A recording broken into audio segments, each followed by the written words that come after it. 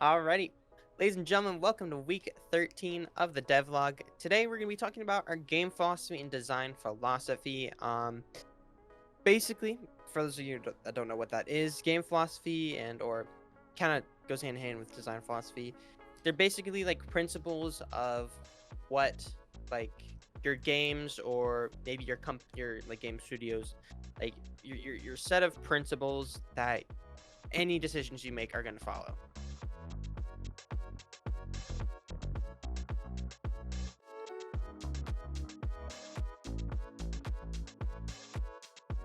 Right. It's much less like things like mechanics you're adding to your game, and much more like if we needed to rework some ability or something, what do we have to keep in mind when we do that, right? Or what do we have to keep in mind when we're adding these things? So basically, like before you would create a game, you kind of drop the markup plans for it, and obviously you change those plans as the project evolves and develops. But you don't just want to go in blindly. That's why people build prototypes. Is the prototypes are based off of the philosophy or the idea that they created at the beginning. So for example, with Tag, our idea would be like, okay, we want to create a fast-paced 1v1 esport game. Like that's literally how basic it is. And then you could add more, you could remove, whatever. But by saying that, now your first prototype is built on that idea. So whether that has tagging, doesn't have tagging, you don't have to mention that at all. But it has 1v1 and it has highly competitive FPS, movement esport, right?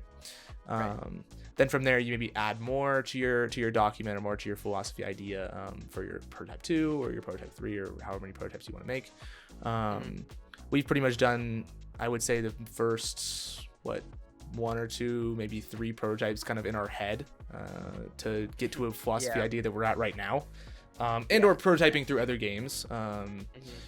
So we have an idea of where we're at and a pretty strong foundation for what we're building the coming prototype on right now. A few of the things that is in our game philosophy and what we're trying to do. Obviously, we ourselves are also trying to be very community driven, doing updates and planning things for the community. That's kind of always been a part of like our game and how we are going to update and balance it. But even more talking about balancing, we're fully planning to balance most of our abilities, our perks, mechanic systems. Everything's going to be balanced for ranked instead of casual or other modes. We really only care about like competitive community and competitive integrity in our game. That's kind of a huge basis for our game is the competitive and ranked aspect of it, because as we said, you create a philosophy for the start of your game when you start, and at the start when we were planning our game, we were so sick of these team esports games where you couldn't really carry. If you lose, it's because of your team, right? That happens a lot. That's kind of the excuse that's used a lot, is that. And so we wanted, our philosophy at the start was the 1v1 competitive aspect, where the game fully focused around competitive players, right? Like Fortnite, for example, definitely shifted towards the casual community, and you can see that all their updates and stuff are more so balanced towards the casual community in their games. Grapple is the most broken thing, and if you don't know how to grapple slingshot, then you're just never going to be good. If, for example, you don't know how to grapple slingshot because you're in bronze or you're in gold or whatever, you can just choose a different ability and it gives you kind of the same idea. It's just isn't as versatile as grapple, if that makes sense. Like we have some other abilities that are lower skill ceiling. So even if like for example, in other games where people will be like, oh, they're only balancing for high elo, so characters will stay infinitely bad in low elo. Like for example, Brigitte in Overwatch was incredibly good in high elo, but really, really, really bad in low elo, and she never got a buff because if they buffed her, she would be even more broken than she was. And so it's like we might end up doing the same kind of thing in our game, but it will be to a different extent, because if you don't want to use a broken perk because you can't use it because you lack the ability or the practice, there's always just other abilities that you can choose that will kind of give you the same Yeah. quote unquote idea, you That's know.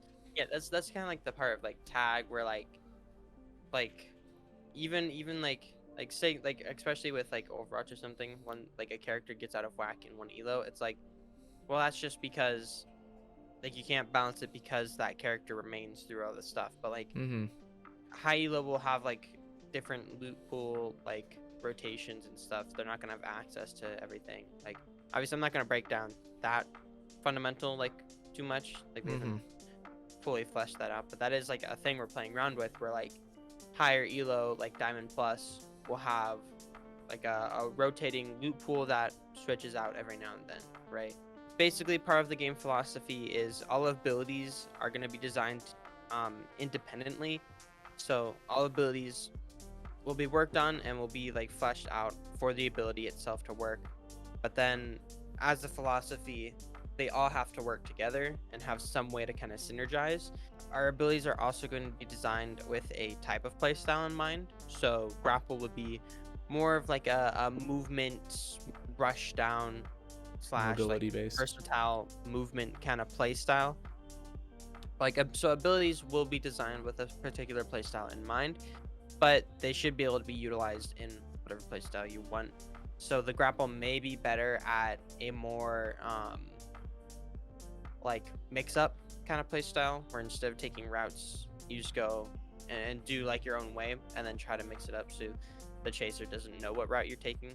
Mm-hmm. It's going to be a game that's like basically solely relies on proper bouncing, and Yeah, and so that's going to be pulling yeah, back straight that's from the philosophy. And yeah, yeah, that's just like the whole point of a game philosophy.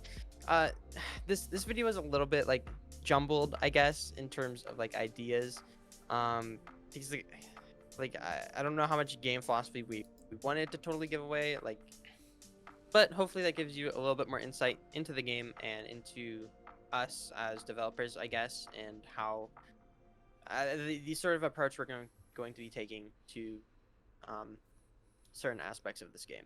Thank you guys for joining us for week 13 of the devlog. Uh, see you guys next week. see ya. See ya.